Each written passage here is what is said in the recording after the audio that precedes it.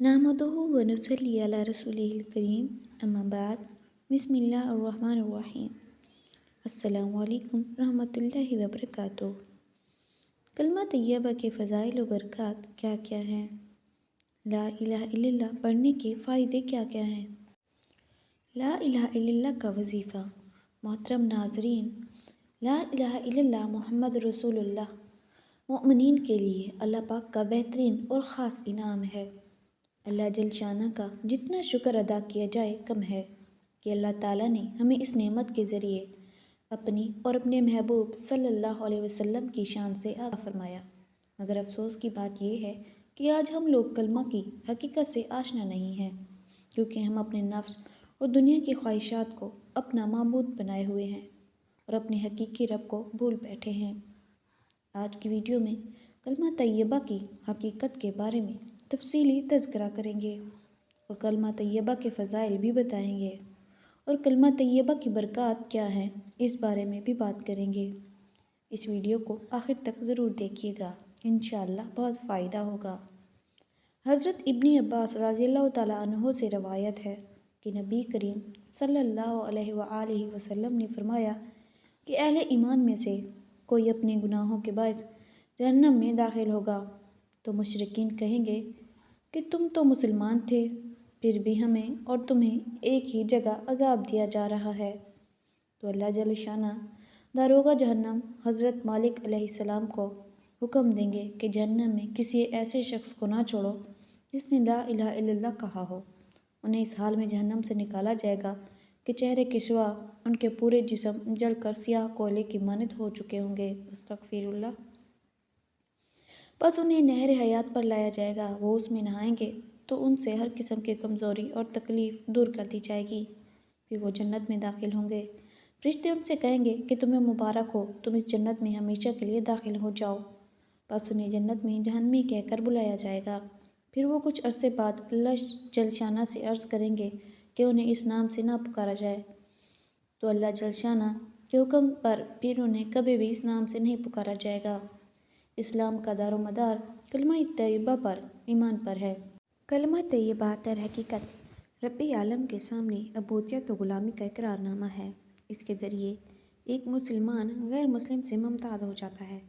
کلمہ طیبہ کو افضل ذکر بھی کہا جاتا ہے، جیسے حضرت جابر رضی اللہ تعالیٰ عنہ کی روایت ہے کہ نبی کریم صلی اللہ علیہ وسلم نے ارشاد فرمایا، سب سے اول ذکر لا الہ الا اللہ ہے۔ کلمہ طیبہ دونوں جہانوں میں سب سے بڑی دولت و نعمت ہے، اس کا کوئی نعم البدل نہیں۔ یہ پاکیزہ کلمہ دین اسلام کا محور ہے۔ اس کا نام کلمہ طیبہ اس لیے ہے، یہ سب کچھ پاک کر دیتا ہے۔ اس کے نور سے تمام کفر و شرک کے پردے ہٹ گئے اور دور جہالت کی تاریکی سے عالم انسانیت کو نجات مل گئی۔ ان پردوں کے اٹھ جانے سے ہی بندہ اپنی تخلیق کے مقصد سے آگاہ ہوتا گیا اور اپنے رب کو جانتا اور پہچانتا گیا۔ ایک مسلمان کے لیے اسلام کے حصول کی بنیاد کلمہ طیبہ یعنی لا الہ الا اللہ محمد رسول اللہ ہے، کیونکہ اسی کلمہ کی برکت و فضیلت سے اس کے آلودہ نفس کا تزکیہ ہوتا ہے، نفس کے حجاب ظاہر ہوتے ہیں اور انوار الہی سے قلب منور ہو جاتا ہے۔ روایت میں آتا ہے کہ ایک مرتبہ نبی کریم صلی اللہ علیہ وسلم مال غنیمت تقسیم فرما رہے تھے کہ کچھ اعرابی لوگ آئے جو نئے مسلمان ہوئے تھے۔ انہوں نے آپ صلی اللہ علیہ وسلم کی خدمت میں عرض کی، ہم بھی مومن ہیں، اس لیے ہم پر بھی عنایت فرمائیں جو آپ صلی اللہ علیہ وسلم دوسرے مومنین پر فرما رہے ہیں۔ ابھی آپ صلی اللہ علیہ وسلم جواب بھی نہ دے پائے تھے کہ وحی کا نزول شروع ہو گیا۔ ارشاد باری تعالیٰ نازل ہوا، یہ اعرابی کہتے ہیں کہ ہم ایمان والے ہیں، یعنی مؤمن ہیں۔ آپ صلی اللہ علیہ وسلم فرما دیں کہ تم ایمان والے نہیں ہو، یعنی ابھی تم نے اقرار باللسان کیا ہے اور زبانی کلمہ پڑھا ہے، بلکہ یہ کہو کہ ہم مسلمان ہوئے ہیں، ابھی تک تمہارے دلوں میں ایمان داخل نہیں ہوا، یعنی ابھی تم تصدیق بالقلب کے مرتبے پر نہیں پہنچے۔ سورۃ الحجرات۔ یہ کلمہ بہت ہی عظیم کلمہ ہے جو ہر انسان کو ایک نہ ایک دن جہنم کی آگ سے نکلوائے گا۔ جہنم کی آگ کوئی ہنسی مذاق یا کھیل تماشا نہیں ہے۔ جہنم کی آگ، جہنم کی ہولناکی کے بارے میں سن کر انسان کے رونگٹے کھڑے ہو جاتے ہیں، روح کانپ جاتی ہے۔ پھر ہمیں سوچنا چاہیے کہ ہم اس آگ کے عذاب کو برداشت کر پائیں گے؟ ہرگز نہیں۔ اللہ جل شانہ نے انسان کو یہ زندگی اس لیے دی ہے کہ وہ اپنی زندگی میں جہنم سے چھٹکارے کے لیے سامان کرے۔ اللہ تعالیٰ نے رسول اللہ صلی اللہ علیہ وسلم نے صراط مستقیم کی راہ دکھا دی ہے اور انسان کی مکمل رہنمائی فرما دی ہے کہ اگر اللہ اور اس کے رسول صلی اللہ علیہ وسلم کی اطاعت میں زندگی گزارو گے تو کامیاب ہو جاؤ گے اور جنت پاؤ گے، اور اگر خدا نخواستہ اللہ اور اس کے رسول صلی اللہ علیہ وسلم کی نافرمانی کرو گے اور اللہ کو ناراض کرو گے تو پھر اللہ کا عذاب بڑا سخت ہے۔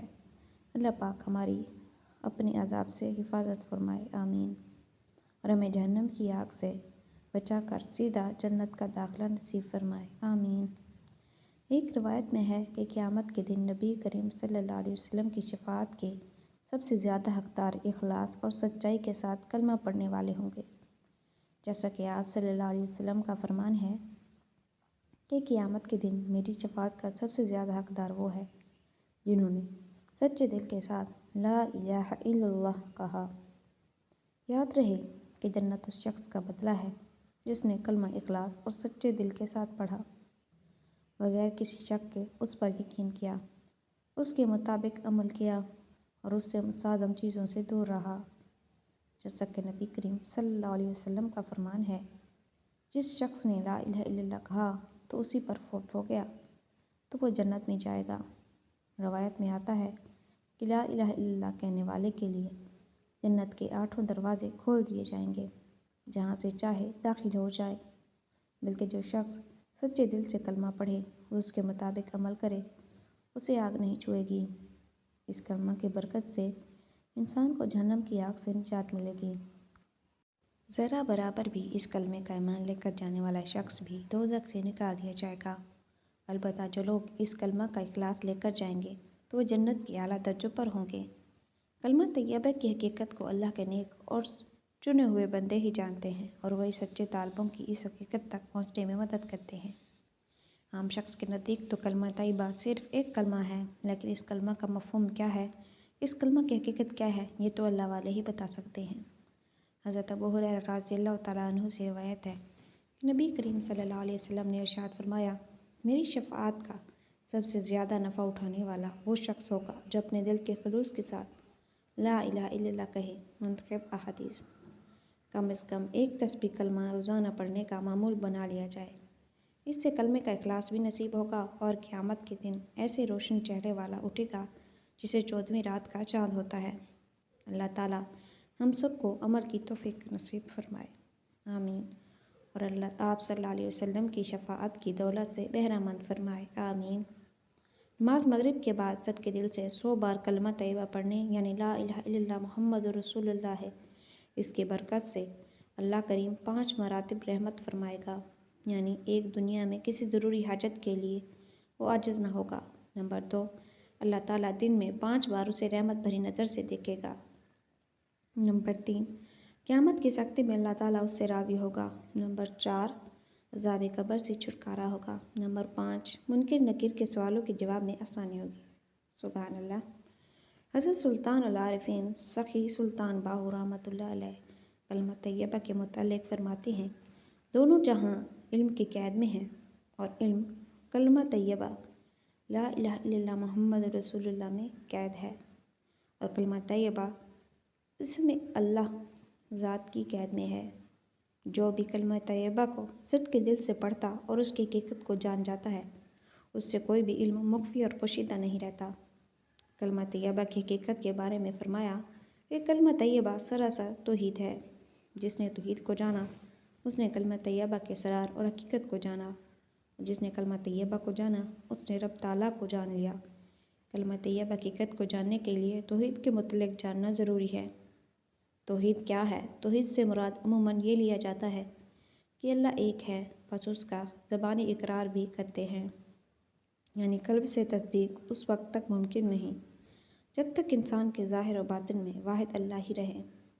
لوگ اس کو گنتی والا ایک سمجھتے ہیں کہ وہ ایک ہے، حالانکہ اللہ وحدہ لا شریک والا ایک ہے، یعنی تمام عالموں میں سے وہی موجود ہے، وہی معبود برحق ہے۔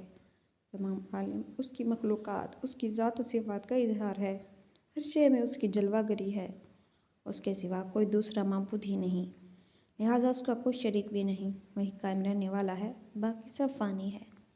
کلمہ طیبہ کا پہلا لفظ ہی لا یعنی نفی ہے کہ نہیں کوئی اللہ، ساتھ ہی فرماتا ہے کہ لا الہ الا معبود سوائے اللہ کے، اور اپنے ساتھ کوئی شریک برداشت نہیں کرتا، وہ تنہا اور یکتا ہے۔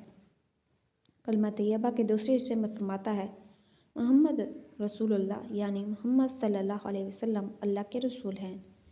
اللہ جل شانہ نے کسی کا نام بھی اپنے نام کے ساتھ پسند نہیں فرمایا سوائے محمد صلی اللہ علیہ وسلم کے، کیونکہ وہی اس کی ذات و صفات کا کامل اور مکمل اظہار ہے۔ جزاک اللہ۔ ویڈیو اچھی لگی ہو تو چینل کو ضرور سبسکرائب کیجیے، لائک کیجیے، شیئر کیجیے۔ اللہ حافظ۔